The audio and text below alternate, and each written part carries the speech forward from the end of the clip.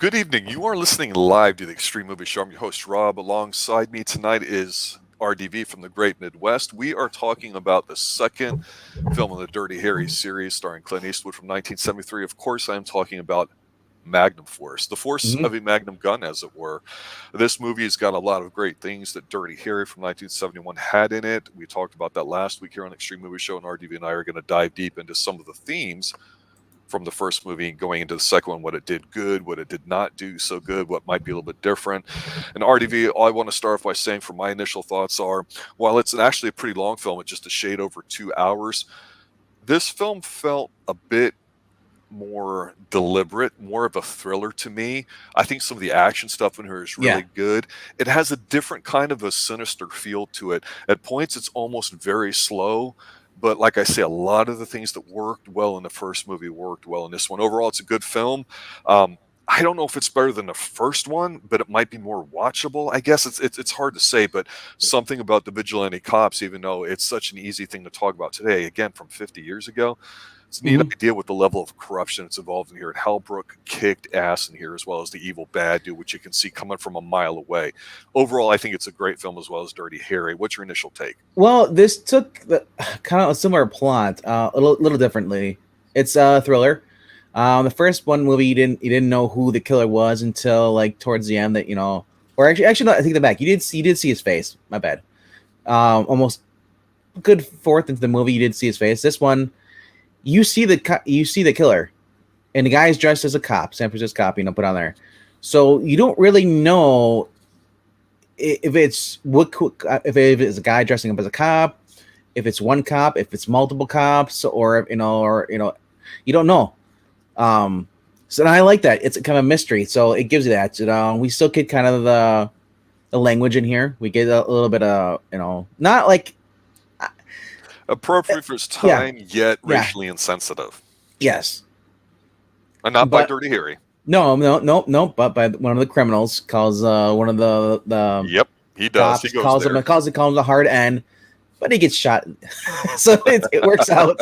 It's like, um, yeah, I can say this is kind of slow. The first movie was kind of slow too, but this one had it's showing more of more people as far as the cop. It focuses more on the police station than it does more on the criminals. Yes. And but you still get humor in this though. So it makes it up, and you get the gun, you get to see Clint just basically just showing up the other rookies, and like, oh, you're a good shot, but it's like, but I'm better. And I do love there, like the guy is his new partner. He's an African American now. He becomes Harry's new partner, and I love how like when he meets up with Harry at the station, he's like, and then he's like, wait, you know those guys? The group of rookies. They're used to using magnums, um, and he's like, well, yeah. He's like, they went to academy after I did, and they always hung together. Everybody thought they were kind of queer, you know, and it wasn't a slur or anything like that, but but I love what Harry says. He's like something. He says like, you know what? I don't care what they are. It's like if half the department can shoot like them, let them all join. You know? Yeah. Yeah. Let's talk about that a little bit, because the way this movie opens up, it's completely exploitation at this point, Yeah. ripping off the first film, and there's Yes. nothing wrong with that. As shocking as the first movie might be to some people, especially by today's sensitivities, the second one picks up where it left off, where you get a voiceover at the beginning where it's all about the gun, and knowing his limitations and feeling lucky and all that, and Yep. that's a smart thing to do to reference what made the first film popular. You're milking it a little bit, okay? We get it, but one of the things that caused a lot of stir in the first movie with Clint Eastwood was the portrayal of the character. A lot of people thought, oh, he's a vigilante, he's whatever. It's no, Yes. he has a moral code that in being competent, he's not afraid of being a servant, expressing himself. But he's really just a mirror that we get to see the differences between the street level thugs. They test Um, it though. In this movie, they really test his moral oh, compass. they do. But the thing is it's you know I think a lot of people took the first movie and assumed he was negative about things there when he Yeah. wasn't. It was about the system. It was about politics being involved and about trying to look at it from that point of view rather than doing the right thing at the street level, which is what he's from. And this movie does investigate that. What is, who decides who the right people are? Because the whole setup here early on is that he's a stakeout guy now. He's not necessarily a detective per se like he was. Reprimanded because they don't like all the paperwork because he kept killing people. Yeah, and they say that right off the bat. Yeah, and you get a multiple guy times. You see that multiple times in here. They say like like the one chief is like, every time you shoot someone, I got 3 months of paperwork I got to fill out. Yeah, and Hal Holbrook is the lead guy here, who's his superior, who gives him a crap. Hal Holbrook is fantastic in here. He's not a big dude, but he carries the weight of being an authoritarian figure on him really great. And I think he's still around in his 90s now, but he's been good in a lot of things I've seen, and here he stands out. Now, you wonder if he's a bad guy. Just coming from a mile away, you can almost see it coming because he's he a doesn't dick like him. He acts like a dick to Terry the entire time. Yeah, he doesn't act like a wussy kind of political guy, and you're like, wow. But the thing that actually works for me in this film a lot is these rookie cops, because we don't see them a lot early. No. And most of them are relatively newcomers. So you have David Soul, who's the blonde-haired, blue-eyed guy from Starsky and Hutch. Yep. I remember seeing him in Salem's Lot. That always creeped me out as a kid. I think that's tremendous. But he's in here, and you have Robert Urich, and I loved Robert Urich in Spencer for Hire, but he's also done some other stuff there too. SWAT, I think he was in Vegas. Of course, people know him, and then of course you've got the other guy, Tim Matheson, who had been around a long time, and I knew him from Fletch, and I knew him some other stuff, and he's such a smarmy asshole too. He's great on here on being the guy that you just want to slap his face. He's such a great heel. Is he the blonde or is he sweet? No, he was. Yeah, I think he was sweet. The guy with the glasses. Yeah, the guy that did the shooting first. Whereas I'm farsighted, so I take my glasses off, and then he's like, "Oh, it's." He's the one that talks like this, a little soft spoken. Of course, everybody knows him from Animal House with a very important line where he hits on Dean Wormer's wife, where at the grocery store where she's fondling the produce, and he says, "My cucumber's bigger than yours." She's like, "What?" Yeah, he's just that kind of guy. Yeah, he's so good at it, Tim Matheson. Yep. Where he talks about having bone cancer to Mr. Nugent in 1985 with Fletch across Chevy Chase, singing on his desk saying, "So tell me, Mr. Nugent, will you kill me?" He does it so good. And here they play spec op guys that Harry notices because he goes up for a late round of practice, the scene that you earlier just mentioned, and they're firing. He's like, "Oh, hey, normally I get some time for himself," and he's impressed. He recognizes competence and values that. His partner that he has in here, I think his name is Earl. He's a good guy too. He seems like he's not really pertinent to it other than just having a partner, maybe a little less so than first film. And the fact that he's African-American involved in something, there's a shootout scene where he gets to show his competence. They hit it off well, and that's all he cares about is, hey, I don't want to die. There's some other things about his character we'll get into in here in a moment, but I agree with you. These cops, we know that they end up being the hit squad, a death squad, if you will, kind of under Hal Holbrook. The Magnum Force. Yeah, the Magnum Force, as it were. It's basically, So you see their point. There's a scene in here early on where Hal Holbrook gives a statement basically saying, there's about 200 murders this year here, and there's not going to be any more on my watch, and blah, blah, blah. So you go, oh, I see what's going on. But let's talk about the deaths, though. Okay, let's do it. Go ahead. Starting with the first one. The first one is, this crooked mobsters, I guess you would call them, gets off of Free Scott because of technicality, and and this is all in San Francisco. Like this is like what 73, I believe. Yes, early 70s. 73. So you get the picketers, you get a lot of protest stuff out there. The cops are trying to get them. So they drive away. They're pulled over by, a cop. The cop you saw in the very beginning, they saw a guy dressing up as a cop, motorcycle cop, pulls him over, asks for ID. The kind of guy, the driver's kind of going on a lip and stuff. He's like, this is, it's like, the one, and the guy in the back, he's like, I want that guy's badge, get him off the street. He comes back, and goes to hand the guy. He's like, oh, thanks, and they shoots him in the head, shoots the other guy, and then shoots the mobster in the back, and just kind of leaves, Simple. Effective. Yeah, simple. And that's kind of how the first one started off with the guy with the sniper rifle and the girl. Yes. It follows the same thing, same kind of pattern.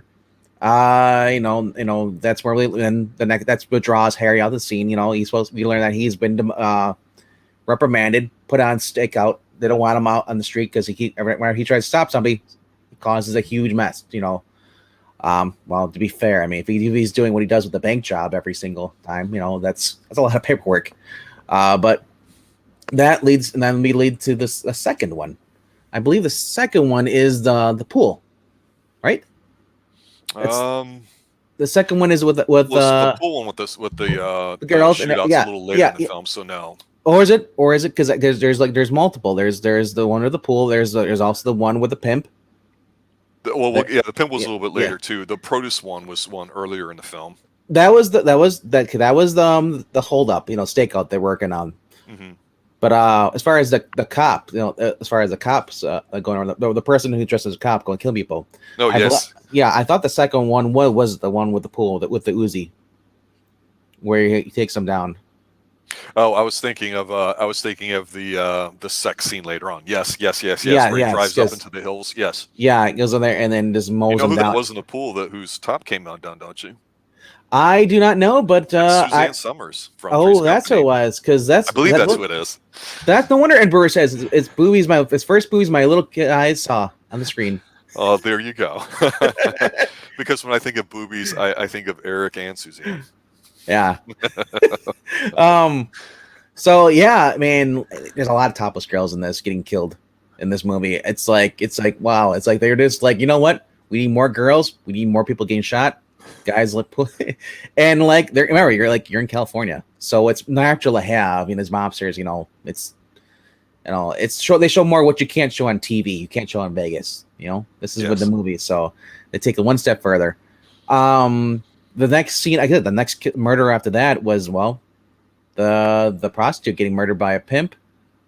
Yeah, and that was kind of weird because it was almost too graphic. Really, I think it was too much. We didn't need it. Yeah. And then the pimp, the pimp gets pulled over by the cop the next day, I guess, and the cop kills him, shoots him. He thinks he's gonna bribe him. He's like, oh crap, and he shoots him. He's in his little, I guess you could call his pimp mobile, basically like Isaac Cadillac. I think that's A+ level pimp ride. Let's talk about that for a second, though, because that's really important. This cop that's dressing up, or this person that's dressing up as a cop, is actually somebody that he knows that we meet briefly. And the purpose of him is to just simply serve as a decoy for what's really going on, and also as a sacrifice. I'm not going to say too much about the plot, although everybody knows it. But really, it's the most important part to it is it's a reflection when Harry meets him in the parking lot in the evening there. By chance, it turns out it's a little weak there, but by chance he meets him, and they talk for a second. The guy's so bitter, and he's like, "Well, why don't you go home, to your wife?" He's like, "Well, I don't live with her anymore." And of course, the implication is she kicked him out of the house. And this is where the movie sometimes gets a bit too dark and cynical. That I don't know if that helps, but I don't have a problem with it being there. But I'm looking at Harry going, it's very apparent in this movie that with scenes like this, they're trying to put on display the fact that when you go through something like the war, which is what this guy was geared up for, and he said, "Harry, I'm going to die on the streets. I don't want to retire." And Harry's like, "Well, why don't you take a job behind a desk? You don't need, the streets anymore." The idea is that the streets will eat you up, spit you out, and kill you, because that's what that's doing to Harry, even though he's somewhat glorified, even though I don't think he's meant to be. And his partner's obviously lost it. He hasn't recognized that enough's enough and I need to do it. So that was Charlie and his wife, he's split up from his wife. And we'll talk about Charlie and his wife here in a moment, mostly his wife. But the whole pimp thing is where you see this lady, an attractive, well-shaped African-American woman leaving a really exclusive-looking hotel or something. She steals the cab from the lady. Yeah, she does. And I think that was interesting. Lady from the streets knows how to get a cab. And the guy's a little pervy looking at her because she's putting money, hiding it in I wasn't sure if they're working together or not. That's at first. Well, because I think what they're showing you is by this point you're saying that cops are fascist in a way, or can be. At least that's the implication of it. Not from Dirty Harry, but from Road Cops. There's a lot to say about that. But here, again, you got a lady working the streets. She's a pro at what she does. She's very good. This guy's kind of pervy, but it almost seems to work. But then when the pimp comes in, you're like, okay, he's just driving him, letting him alone, but when it gets to be too much, the guy leaves. So you're like, okay, he's not weird. I was like, what are they gonna do here? And the pimp slapping around. You're like, okay, we got a pimp thing in here because it's the '70s. That not this is brutal. This But this, all of them. I mean, the gunshots, yes, but this was brutal. What he poured into our mouth. yeah, and that was something if they had just maybe mentioned it or talked about it, or we Didn't didn't need need to to see have it. it. Yeah. It's just it was over the top. I But was like, I can't. Why is this in here? What's the point? but What I function does it think the serve? reason they throw it in there because they want you. So vigilantes are right. He murdered the way he deserves to be shot. What some people might think because force for force.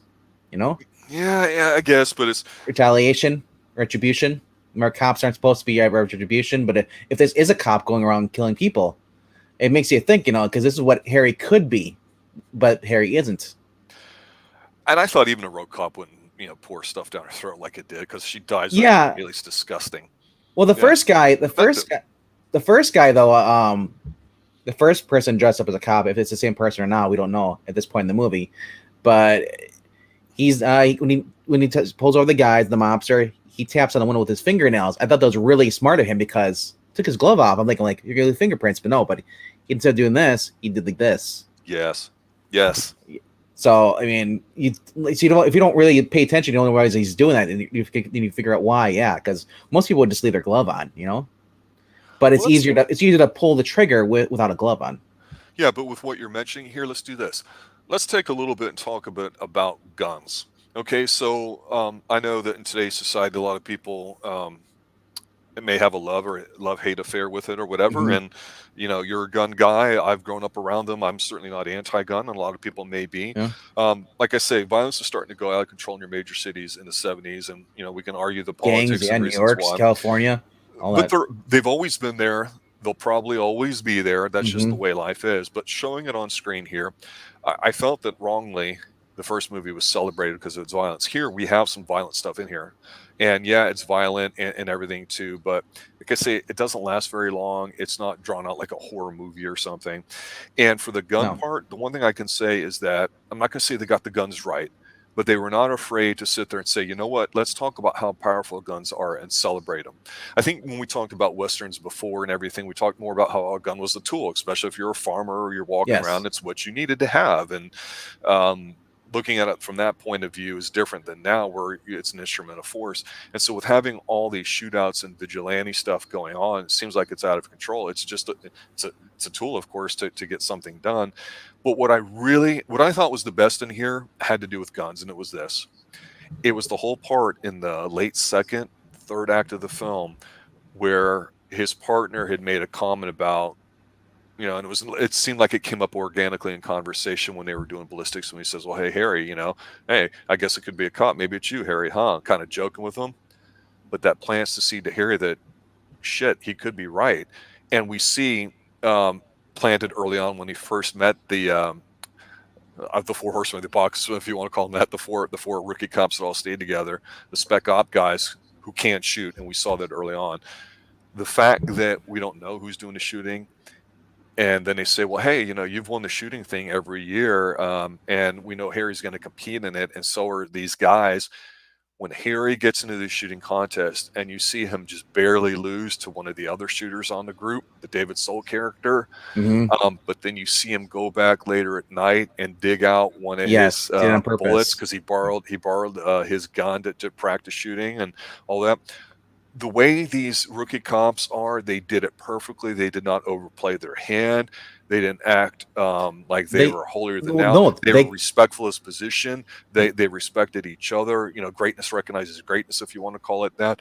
But when you see Harry with that seed implanted in his head from his partner about what's going on here, and he chooses to use this public display to let the guy win, and watching that, I'm like, I really like this detective part of it. It's showing Harry being smart. It's really a good scene. He totally played him, messed him, and then he knew the guy would not. He's like, well, no, you made a mistake. He's like, it's gonna drive him nuts because he didn't win properly, because he knows that Harry probably threw it on purpose. Because the first one, he shot the cop. He shot a good guy, and he did that purposely to get at the lieutenant. Because he told the lieutenant it's probably a cop that's going around killing people. A traffic cop. And it makes more sense because it's where they're happening is people are getting shot in cars. You know, it's not the mob. You know, and who would have the most easiest access to all these people? The people they wouldn't expect. Traffic cop. So when he shot the cop, the cop, you know, at the shooting range, you know, targeting practice contest at the end of the billboard, you know, he's like, you shot a good guy. He's like, and he kind of looks right at the lieutenant, and the lieutenant's like, you know, knew exactly, like, oh crap, here he's gonna be a problem. You know, if you know, at this point we don't know who's all involved. At this time, Harry wanted to keep it quiet. That's a conspiracy. Well, yeah, because it's like when you're a cop and you accuse another cop, you don't know how many cops are dirty. If there's any cops that are dirty, you're putting your career in line and your life, and you know, it's your reputation. It's that classic, you know, man versus world feeling, which is great. It's similar to like driving away to the old haunted house that a family member might have had, and you're isolated and you can't get your cell phone signal. It's you versus the world, and it's good. But what I think also helps this out is when you talked about the violence, the killings earlier on, is that they did not seem like they had a pattern in terms of how those people were related. Yeah. You had a pimp. You had gangsters. Yeah, they were all maybe supposedly bad guys, but you know, you're looking at that going, okay, yeah, bad people are getting killed, but it's not like they're all a part of like the same crime family or whatever. So you know, what's the pattern? It's just a method of what happened. Yeah, it's like you said, like it's a mystery thriller now. But you know, when you watch this movie, this is my second or third time watching this, so I kind of remember what the plot line was, you know. But like, you know, it's fire, and I remember who was all involved. I just didn't remember the deaths, and there's things I didn't notice. Like this, my third time watching it was like, one of the next kills it was they showed towards the end of the movie after the pimp, you know, was there's the mobster in this penthouse suite, with the naked guy and the girl, and they're doing coke, and he's like, hey, don't spill that crap, you know, it's $900. There's little jokes in this, and I'm making, and he's in there, and he's got a little there's these guys on, let's be FBI or something. They're watching him from another building with a stakeout, and they're watching this and like what's going on, and they don't know what's. Meanwhile, you see the guy dressed in the cop uniform walking up the steps. You know, he's walking through the stairwell. The water on the stairwell, the dark stairwell. Obviously, it must rain in there, and there's a leak. You know, it just shows you. It just makes you think. You know, like, oh, how seedy of a building is this with the seedy guy up there, and nothing's, you know. Nothing's being fixed, you know. It just gives it more that criminal, you know, aspect than dirty. High rise in San Francisco with cocaine and a freeway, a bisexual three-way. I do a drug lord. So I do like, you know, the guy, the murderer goes up and shoots one of the guards, you know, and the guy upstairs somehow he gets, someone triggers the alarm. And so he's got a stub. He's gonna shoot the guy, but you know, the cop comes in to shoot him before the guy can even pull the trigger. Shoots the guy. The guy's like the gay guy. He's like, no, he just shoots him. It's just like he's like, you know. And then the girl runs, and then she gets shot. She falls out through the back door over the balcony, and then you see her. Oh my gosh, that was just brutal. Like. She did a gymnast twirl, like bouncing off. You can tell it's not a real body. It's like, you know, a thing. But I was like, man, it hit the railing down. The head hit the railing. It just ricocheted off the building as it went down. I was like, ooh, if that's real, that's painful. But like, oh, but it looks so fake though. It looked good though, didn't it? It looked fake though, so it made me laugh a little bit. I was like, oh my gosh, that's brutal. I've never noticed it before. But and I've always wondered, do they just like? Does it weigh like 10 pounds worth of whatever, or do they go? They fill with sand, maybe? Pounds. Yeah, I don't know, because you obviously don't want to capture sand, but you want to have it rotate when it hits, and they showed it. Yeah. It's like the scene towards the end where Harry's going up against the bad guys there, where he goes around the corner in his car, and the motorcycle's coming, and you see it in one take. He hits the guy, and the guy flips. I'm like, that's got to be a dummy too, but that looked really good. I really liked some of the action scenes. Did you notice how his car was still going forward and reverse, even though it didn't smash the pieces in the front? Yeah. That's quality American craftsmanship back then. American steel. Those big tank cars could take a licking. No chips in those. Exactly. It's like, you know, you hit a tree, you're still alive. The tree's gone. Yeah. It's but yeah, I mean, and I always like to point out these movies, just like Chuck Norris, I love the scenery, the background, everything. I've never been to California, you know, but I do like looking, driving around, traffic stuff. I'm the person like, oh, I could go down to Florida, but I'd rather just enjoy the drive going down there, going to the States. It's we talked a little bit about how in the last film I said San Francisco, the city itself, was well represented here, and I think that definitely continues here. We talk about the drug lord with his sex partners there with them, and the scene where the guy's looking at. I'm a sucker for the binocular scenes that we have, snooping in on people. There's something about voyeuristic activity that kind of I think gets at the heart of all of us, whether that's a good thing or bad thing. I think it's a real thing. Here, using it to spy on people like that, and you still see like a lot of shots of the Golden Gate Bridge or bridges in the background in different places, or even the pimp scene that we talked about where he was being killed by the fake cop that he pulls off, of course, and he drives down or whatever, and you just see everything in the background and the breeze blowing. I mean, that's shot on location, real time there. Yeah. It's not green screen or anything, and a lot of those camera shots back then were a little harder to get than they are now. And while we have some really beautiful drone shots now, today some things almost look a little too clean. And this, even driving up into the hills where we had the assassination of all the people partying. This is all the sky shots are all from helicopters, Yeah. Oh, no, and they had to shoot it so you don't see the silhouette of the actual helicopter shadow. So they always have to make sure they know it is the correct angle where they're shooting it from, and at a certain time of day, so the sun wouldn't know. Yeah, it's and little things like when Harry's at the beginning where he has the where he dresses up as the pilot for those hijackers. Just another day, you're looking at like the prices of what Coke is in the background or whatever, 20 cents here, a quarter, dollar here, $90 for a little bag. So neat to see how things were captured back then, maybe intentionally or unintentionally. It didn't matter, just like the people in the background and all that too. But yeah, the music's great. It's also done by Lilo Schifrin who did it in the first one, so I thought that was fantastic too. But there's another thing we're also looking over too. Is this is one of the reasons I like this movie is not because of the guns and the violence. It's the mailbox bomb. You like that? That was clever. It's the first time I saw in a movie when I was younger, seeing this. I go, oh my gosh, because like those are everywhere, and I always thought about that. Like if you want to like just take out somebody, just have them get their mail out of their apartments, boom. Because what is it with the car bombs? You start the car up. This was different. This isn't like we ignition, turn the car, and the car explodes. Right. This is like you're turning the key into get your mail, and anybody could just go in there. If, like you said, we get Clint, showing off his mask, and Lenny, getting it on with a hot little Asian chick in here, cute girl, and she almost bites the dust because she goes to go to get his mail. And he has a quick run down there and stop her. And he throws her down. There's scenes where people are getting just chucked down. Like the kid. The gas station. Yeah, the armed robbery thing. Like the guy comes in, he's like, the kid's like, no, he runs, just throws him in. That's a good little scene. When do we see kids tossed around like that? I was like, oh my gosh. That's a great movie, Orphan. So it's like they're not afraid to throw people. Like he like.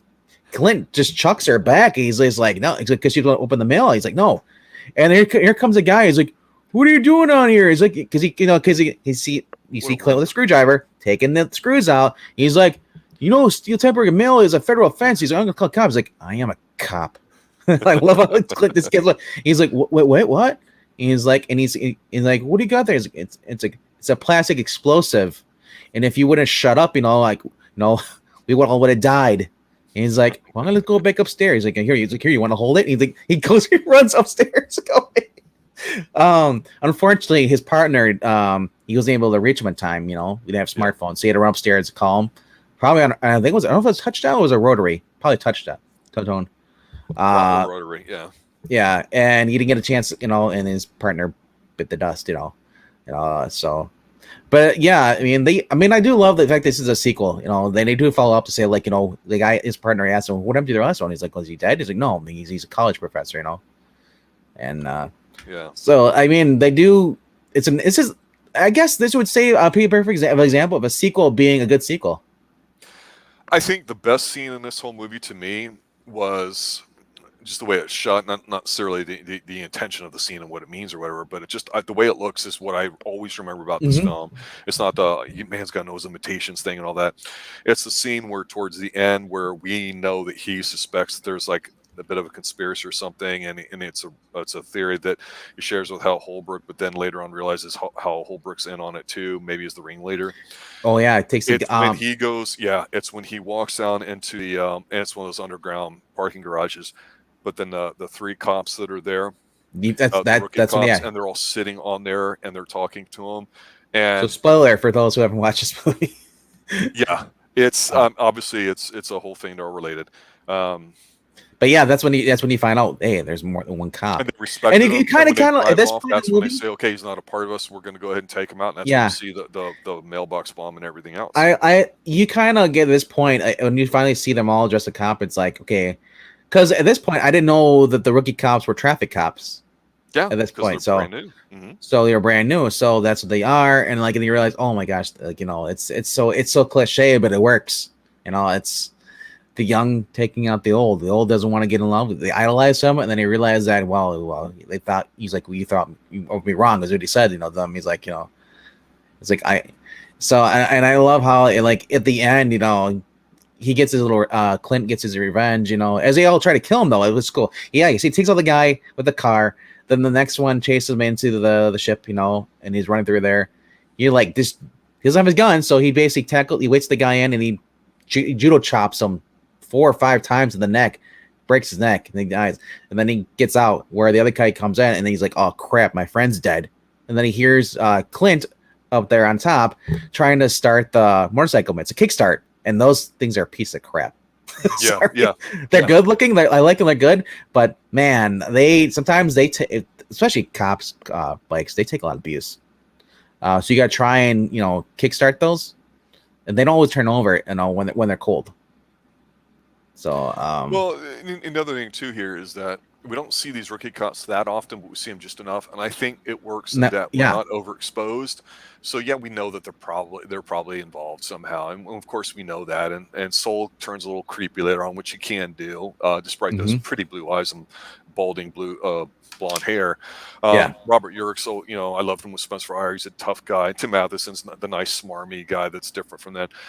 They seem competent. They seem they're not bumbling idiots right now. The only thing we're seeing in these films is the system, how it interferes with the ability to do the right thing on the streets, how the ineffectiveness of basically a government organization allows bad things to happen, if you want to argue it that way, which I certainly do. Clint is the one that's portraying us with the frustration against the system. And these guys, despite their moral certainty about what it's like to take out bad guys, you can kind of understand it, and in a way you don't feel sorry for these people being died. But that's the whole question of this film is, who's the right guys, who's the bad guys, who determines that? And they don't answer it, which is fine. I don't have a problem with that because that's morally how it is. But it won't be long before we start seeing cops being played like in Chips as nice guys and good guys, and it feels like everything's a PR or they're bumbling idiots and stuff like that too. And as much as I always joke about loving the 80s show TJ Hooker and watching tons of cop stuff, some of that was bumbling. Yeah, it's not like this at all where you go, no, these cops look like they kick your ass the way where TJ Hooker actually was a serious one, where the pretty boy cop was the one that was always the one that's always getting shot or getting thrown into something, a pile, garbage can or dumpster. It's like, and it's these ones, these guys are a little cocky, the Magnum Force guys and all, and like but they're not like the point where they're so cocky where they're idiots. But when it comes to Clint Eastwood, he's the main star. They're gonna have to be. They almost, they do a number on him, like in a little bit. But Clint always, outsmarts them, just because of his experience. And then, like I said, like when Clint's up there on starting the motorcycle up, he finally gets going. The guy runs up there. You see him running, and he's running pretty far. I'm like, see how long it took for the guy to run through the little warehouse, the little shipping cargo ship, just to get up there and all. And then they get a little motorcycle chase, and this is where you get to see the motorcycle stunts. That's another reason I like the movie, was the motorcycle stunts. They're good. It's obviously not Clint on there. Clint's like 6 foot tall, Right. And on this bike, and they're jumping from another part of the ship over to the pier. And the one guy, he overshoots it, and he goes forward. He can't stop enough, and he skids, and he goes over into the ocean. And I'm thinking, like, You see him land with his feet first. So I don't know if he broke his spine or what, because he went, normal dive, We don't have enough and then you see him floating. So I don't. So I'm like, maybe it's just too high, and he just died from that part. It's like, but oh my gosh. But yes, so that's, and then I'm like, that was an uneventful kill. I want the guy to either die in explosion or get shot, or but like it's different though. I guess that guy. I mean, he'll always be the one that's the floater in the movie. But but the last part though is this movie ends with a bang, and not the one you think. Because if you're paying attention, Clint never got rid of that little bomb he had. That's right. He kept it the whole time. He had a bomb in his pants. So I love how the guy's like, I was like, I'm not gonna kill you, Harry. I'm gonna persecute you. You killed 3 cops. He's like, I'm gonna prosecute you, and I'm gonna make your life miserable. I'm gonna use the law that you love against you. And Harry's like, okay, sure, yeah, you're not gonna kill me. Oh, I don't know. We'll see how far you get. So he tosses the bomb. Yeah, he tosses the bomb into the back of the car, and and the guy's driving away, and then it just explodes. I was like, so it's all the way through. There's little jokes in here, a little dark humor, but throwing through, it's like I love how the plays around with the morality, because they said like they don't like Harry because Harry's a loose cannon. He's always killing people. These are people that take. Remember, Harry is upholding the law, but he's also forgetting the crook. Well, these guys decide, the system's broken. This is what Harry could be if he went off the edge, and I decided to get revenge, But so it makes it so best for those who thought Harry is a bad cop, he's a vigilante, vigilante who's killing people. It reminds the people who saw the first movie were judged off that. They see the second one, it reminds them that, hey, there can be dirty cops, but not every cop is dirty. Harry wasn't a dirty cop, even though he's called Dirty Harry. He did dirty jobs, but he didn't dirty his fingers with innocent blood. So it's a good movie, and Eric Breen's here. Hello, Maranya, and I think Ed Brewer. Yeah, yeah. I love Breen says, of course, Rob would bring in a TJ Hooker plug into this. How would you? It's a cop movie. It can do nothing to do with Shatner at all, and he just brings in because it's a cop thing. Back to force the TJ Hooker. It's a natural comparison. Of course, it is. My thing is like, when I watch stuff like this, because we reviewed Kolchak in here, a great series. I would have loved to have Darren McGavin like a little cameo in like one of these movies. There's a news reporter. Yeah, that would have been fun. Even a TJ Hooker having Darren McGavin on the show, because this movie too would work perfectly for him, because as Marani pointed out, there's a lot of TV actors on this movie.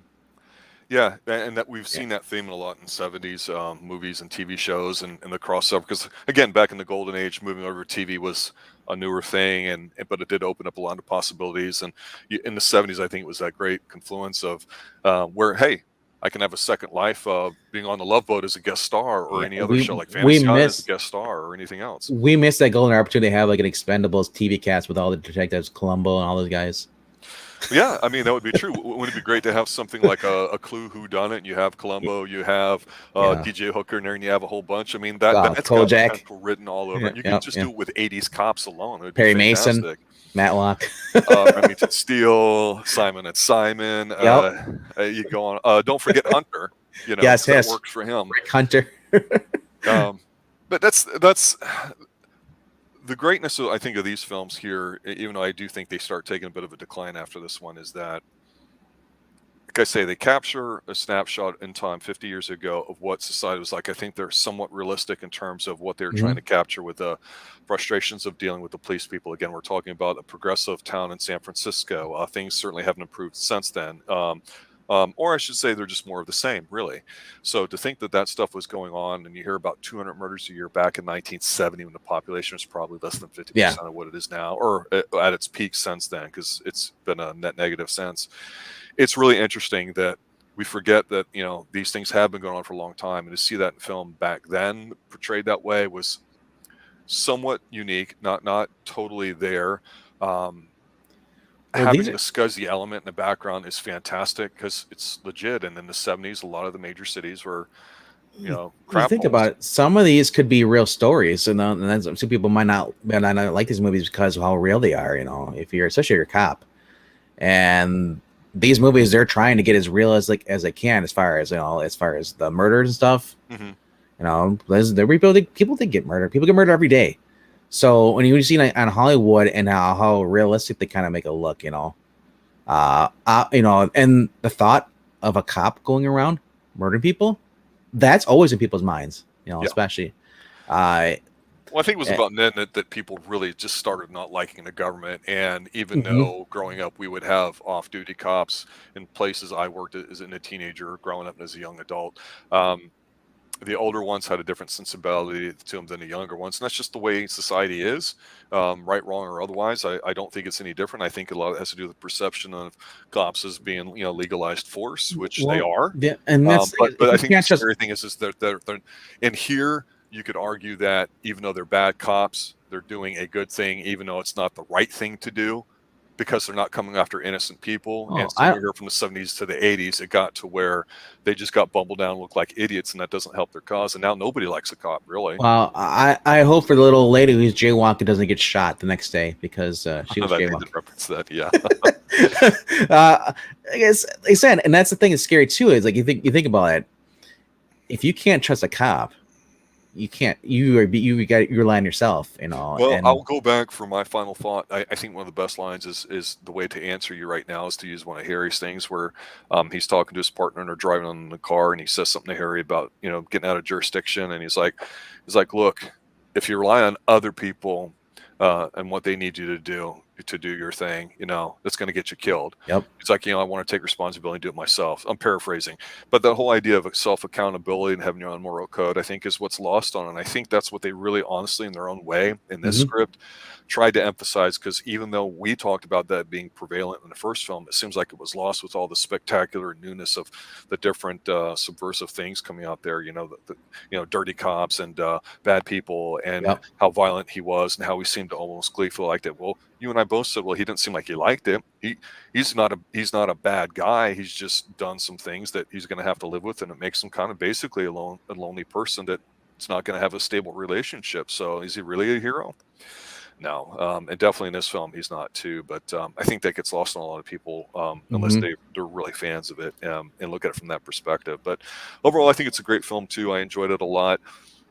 I probably think the first one's better, but this one's maybe, I don't know, a little more watchable. I don't know. I feel like you can sink your teeth into this one a little bit more. I think the stunts are still good. A lot of what I can say good about the first one, I can say about the second, but definitely worth a watch there too. And it looks like next week we'll continue with the third one, and we'll see how that goes. Third one I'm thinking is that sudden impact or not sudden death. Can't remember. It's, Not sudden death or sudden impact. The it's Deadpool something. was the 80s one. I know it starts with an S, isn't it? I know it's something, but I feel bad. I think I'm in my man card because I can't remember what the was. No, but I did like how they still focus on the same kind of moral thing and all. They're really testing the limits as far as Harry stuff, because Harry could, anybody who watched the first movie could have easily been like the rookies and believe that, well, Harry, he takes the bad guys, he tortured the other guy to get the confession. Why would he not go around to start killing the bad guys? Or getting off, because the system's broken. So it really questions your morality, it's like, it's not. It's not Harry doing wrong, going to killing, but and they almost would try to make you think it's this Charlie guy who's basically he's suicidal. And his wife said, he came out the day and he was playing Russian roulette. Yeah. So you don't know if it's him. It's really trying to pin it on him. Make it seem like he's the killer. And she hit on Harry too. Oh my gosh, that was. I don't know how well she was trying to move on, I guess. I don't know how long they've been separated. She talked about how he was hanging out with some nude model girl, her ex-husband was, or still husband, I'm not sure. Well, good for him. But yeah, she's like, and I'm thinking like, I love how she's like, such a cringe scene for Harry. I feel bad. She's like on the couch. She's like, how can you never hit on me? He's like, I'm thinking like, well, you got two small kids. You're my best friends, your wife. and I don't want to get involved with baggage. I have enough of that work. How dare you show not one but two women in this movie openly, advocating for their sexual needs to be met, no matter how. He's a tall guy, how carries a immoral big is gun, that? and ladies like him. No, but man, that's the thing though. The number one, when I think of the first movie, I always go to the Magnum, the bank robbery scene, because that's when they show you to tell you about how with his gun he gets stopped an elephant dead in his tracks. That's and then when he gets the rifle in the first movie. So in this movie, you get to see more of the gun. Learn about the gun. The third movie, I believe, is where he gets a new gun. I think it's the third one or the fourth one. We'll find out. So Sunday night, 7 EST. So we've gone for 45 minutes. I think that's enough. I don't know what else to say about this. Partner. Yeah. Yeah, well, it's a fun movie. We wanted to cover the series because it's long overdue. We love Clint Eastwood, and we're like, you know what? We need to talk about these. It's the Christmas season, so it's the holiday season. It's the time to talk about, Clint Eastwood and Dirty Harry films. I think it all fits. And later on, if we ever talk about T.J. Hooker, I can't wait to talk about the Christmas special. But we got Thanksgiving coming up, so we'll be thankful for watching these movies. Yeah. Thank you guys for showing up too. Thank you for on there for taking that blue wrench and wielding it a la Magnum style. That's pretty damn good of you. It's the first time I ever saw any spam in our chat. I appreciate that. Eric, as always, who likes to interject himself. And of course, Ed Burr. Yo, guys, have a good night. Thanks everybody for listening. Remember, we have a Facebook page if you're interested in that. That's to help grow the channel a bit. We've been starting to pick up a bit, trying to get some more eyes on the channel. So we appreciate the people that have been retweeting and letting other people know about us. Again, we say before as we close out, if you got some films you'd like us to take a look at and give our special analysis to, let us know. Appreciate that too. Anything else you need to add, RDV? Just want to say, please stay extreme. Have a good night. Know your limitations. Stay extreme, everybody. Extremely safe.